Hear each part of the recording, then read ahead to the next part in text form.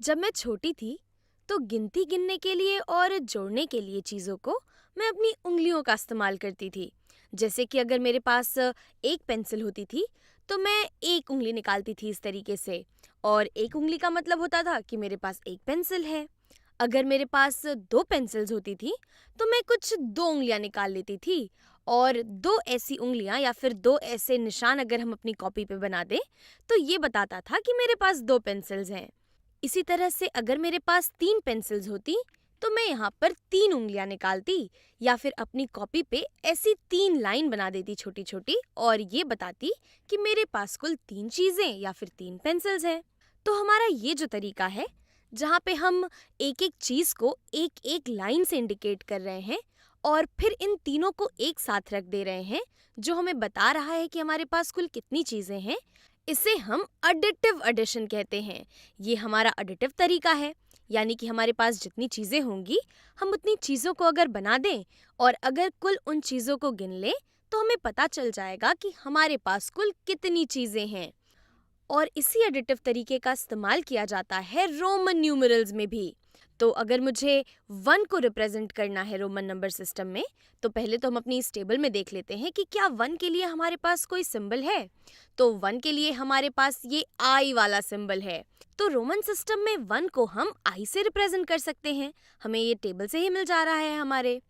फिर 2 को अगर हमें रिप्रेजेंट करना होगा तो 2 का मतलब होता है कि हमारे पास दो बार 1 है, यानी कि 2 को रिप्रेजेंट करने के लिए रोमन नंबर सिस्टम में हम दो आइज लिख देंगे। दो आइज का मतलब होगा कि हमारे पास 2 है। इसी तरीके से 3 को रिप्रेजेंट करने के लिए हम यहाँ पर 3 आइज लिख देते हैं इस तरीके से। और 4 को रिप्रेजेंट करने के लिए रोमन नंबर सिस्टम में हमें 4 आइज लिख देने चाहिए इस तरीके से। लेकिन यहाँ पर आके चीजें थोड़ी बदल जाती हैं। 4 को हम रोमन नंबर्स में कैसे लिखेंगे, इसके बारे में हम थोड़ी देर में बात करेंगे। ये क्वेश्चन मार्क मैंने डाल दिया है यहाँ पे। तो 5 को रिप्रेजेंट करने के लिए हमें 5 आइज बना देने चाहिए इस तरीके से। अगर मुझे उंगलियों से दिखाना होता 5 को तो मैं अपनी 5 उंगलियां निकाल लेती। लेकिन 5 आइज बनाने से हमारा ये जो नंबर है ये पढ़ने में थोड़ा सा मुश्किल हो जाता है। यहाँ पे काफ़ी सारे आइज आ गए हैं हमारे पास। और हम ये भी देख सकते हैं कि हमारी ये जो टेबल है यहाँ पर 5 के लिए हमने अपना ये वाला सिंबल लिया है। तो 5 को हम रिप्रेजेंट कर सकते हैं V से। तो अब 6 को कैसे लिखा जाए? तो 6 को लिखने के लिए हम अपने इस टेबल में उस नंबर को ढूंढेंगे जो कि 6 के सबसे ज़्यादा पास हो, या फिर हम इसे ऐसे भी कह सकते हैं कि हमें वो नंबर चाहिए यहाँ पे जो कि 6 से थोड़ा सा छोटा हो बस। तो अगर हम इस टेबल में अपने 5 और 10 को देखें तो 6 हमारा 5 और 10 के बीच में आना चाहिए, और 5 ये 6 से थोड़ा छोटा है, ये ज़्यादा करीब है 6 के। तो 6 को लिखने के लिए हम अपने एडिटिव एडिशन वाली चीज़ का इस्तेमाल करेंगे। तो 6 को हम ऐसे सोच सकते हैं कि हमारे पास एक 5 है, और अगर हम 5 में एक 1 और जोड़ दें तो हमें 6 मिल जाना चाहिए। और यही हमारे रोमन नंबर सिस्टम में 6 को रिप्रेजेंट करता है। V और I का मतलब होता है 6। इसी तरीके से 7 का मतलब हो जाएगा कि अगर मैं 5 में 2 और जोड़ दूँ। 8 को लिखने के लिए हम V के आगे 3 आइज लगा सकते हैं, और अगर 9 को लिखना होगा तो V के आगे हमें 4 आइज लगा देने चाहिए। लेकिन यहाँ भी ऐसा नहीं होता है, तो हमें 4 आइज का इस्तेमाल नहीं करना है, हमें यहाँ पर इसे किसी और तरीके से लिखना है। और वो तरीका क्या होगा इसके बारे में हम थोड़ी देर में देखेंगे।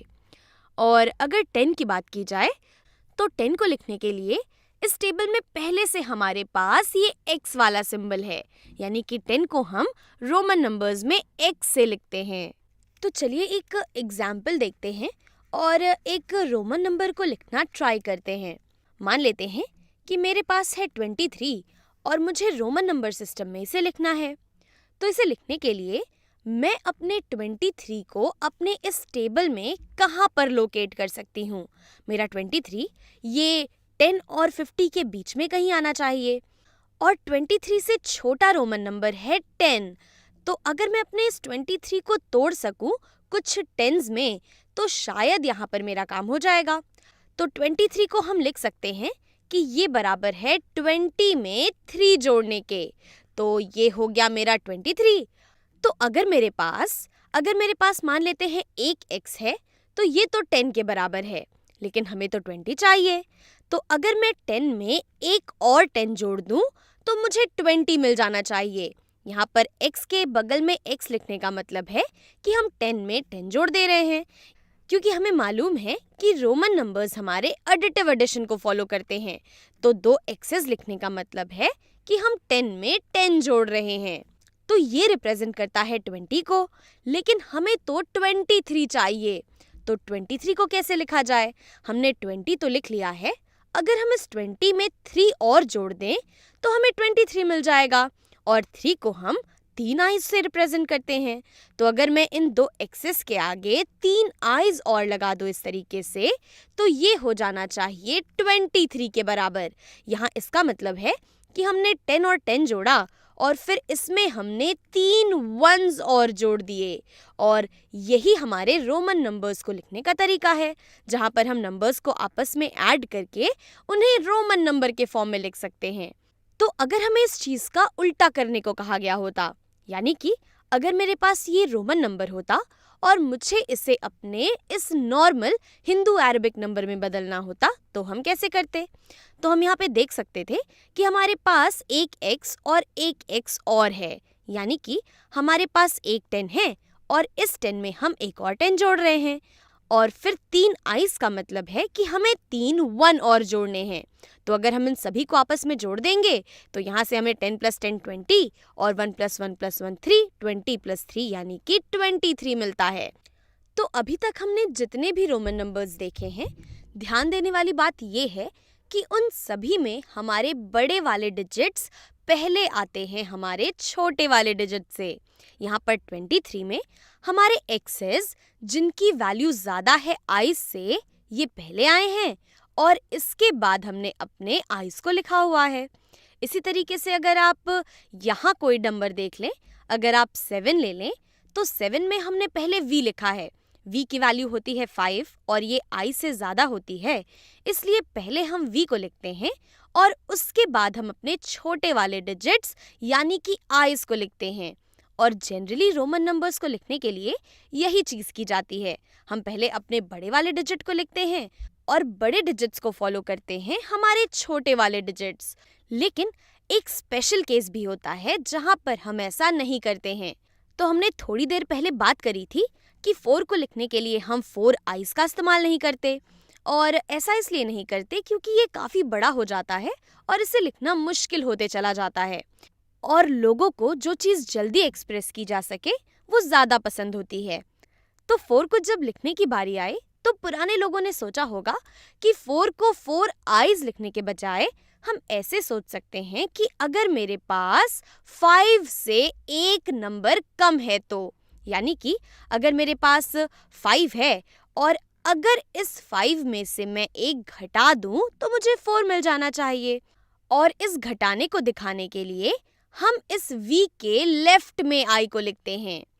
और ये पहली बार है कि किसी बड़े नंबर के लेफ्ट में हमारा छोटा नंबर आ रहा हो। और जब भी कोई नंबर आपको ऐसा दिखे रोमन नंबर सिस्टम में कि किसी बड़े नंबर के लेफ्ट में छोटा नंबर हो, तो ऐसी जगहों पे हम एडिटिव नहीं बल्कि सब्ट्रैक्टिव तरीके का इस्तेमाल करते हैं। हम यहाँ पर 5 में से 1 सब्ट्रैक्ट कर रहे हैं। और इसी तरीके से 9 को हम सोच सकते हैं कि अगर हमारे पास 10 है और अगर 10 में से हम एक कम कर दें तो ये रिप्रेजेंट करेगा 9 को।